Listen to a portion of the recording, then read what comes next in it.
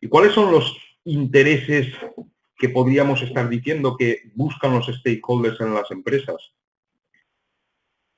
A mí me gusta ver esto porque al final nos damos cuenta que en el fondo se desdibujan las líneas de separación entre los diferentes stakeholders. O sea, tenemos por una parte accionistas, que ¿qué buscan? Pues buscarán dinero, buscarán un reconocimiento social, también buscan, puesto que son ciudadanos y según la moral de cada uno, buscan una sostenibilidad medioambiental, ¿de acuerdo? Eso también lo buscan pues clientes, proveedores, trabajadores, inversores, gobernantes. Aparte, los gobernantes, por ejemplo, pueden tener pueden buscar en las empresas mismo otros beneficios. Por ejemplo, yo aquí pongo un servicio público, en el sentido de que antes se consideraba un servicio público, que era la distribución de la electricidad, ¿no? Y el ofrecer electricidad a las viviendas. Antes era una empresa pública y poco a poco se fue privatizando.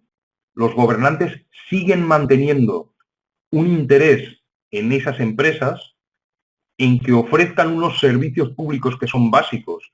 Por eso muchas veces son reacios a que este tipo de servicios estén en manos de empresas extranjeras, porque en caso de conflicto, pues les podrían suponer para la población pues una restricción.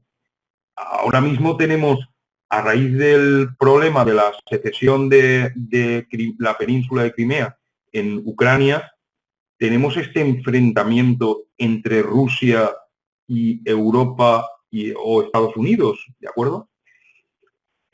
No estamos en una guerra, pero sí estamos en unas, digamos, sanciones económicas en un principio y de limitación del comercio. Entonces, si España tuviera su energía eléctrica en manos de rusos, difícilmente podría mantener su independencia y podría dejar de comerciar con Rusia, puesto que necesita esa electricidad. Con lo cual, ya vemos que las empresas buscamos que nos ofrezcan algo más, ¿vale? Y digamos que aquí es como una simbiosis.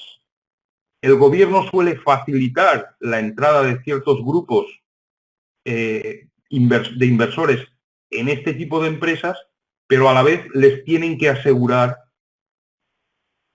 que no va a salir a manos de gente que sea externa al país.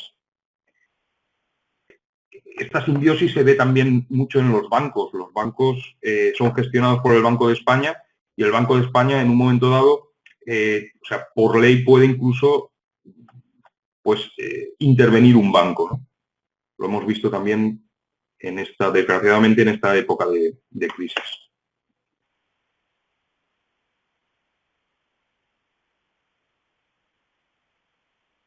Después, también es interesante ver que en un principio nos podemos plantear que cada uno puede, con lo suyo, hacer lo que le dé la gana. Pero eso en realidad tiene ciertas restricciones, ¿vale? Por ejemplo, se sanciona la usura. Yo podría decir, bueno, voy a dar préstamos al 50% de interés, al 100% de interés, pero eso está prohibido por ley, porque se entiende que cuando a alguien le puede interesar pagar un 50% de interés, es porque su situación le aboca o sea, se le han negado créditos más económicos, en realidad no va a poder devolver esos créditos y con un interés del 50% va a pasar a deber ese dinero toda la vida y al final probablemente ser embargado, ser tal. Con lo cual, el objetivo último de colocar dinero al 50% es hacernos con la voluntad de gente, es enganchar a gente, engañar a gente necesitada. Entonces, bueno, pues viene la ley y te dice que no puedes hacer lo que quieras con todas tus posesiones. Evidentemente, la ley prohíbe la confiscación. Y yo creo que moralmente eso es adecuado. Pero no está prohibido la expropiación. O sea, por ley nos pueden expropiar pagándonos lo que sea legal, pues por beneficio de todos, ¿no? Cuando hay un beneficio, un alto beneficio manifiesto por el hecho de que algo pase a disposición pública. Vemos que tenemos ciertas limitaciones de la propiedad, ¿vale? ¿Y por qué ocurre esto? Bueno, pues por una parte porque estamos descubriendo un nuevo concepto de la propiedad de la empresa, y ahora lo vamos a ver con un poquito más de detenimiento, ¿no? Y por otra parte, porque estamos descubriendo una dependencia de la viabilidad de la empresa con respecto a otras personas u organismos sociales. Es decir, la viabilidad de la empresa está asegurada si es la voluntad de otras personas u organismos sociales, porque si no, la gente puede llegar a hundir una empresa.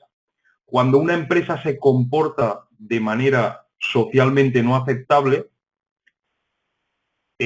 o no tiene en cuenta pues, el sufrimiento, las necesidades de la gente al final responde frente a esa empresa intentando pues prescindir de ella cuando sea posible, ¿de acuerdo?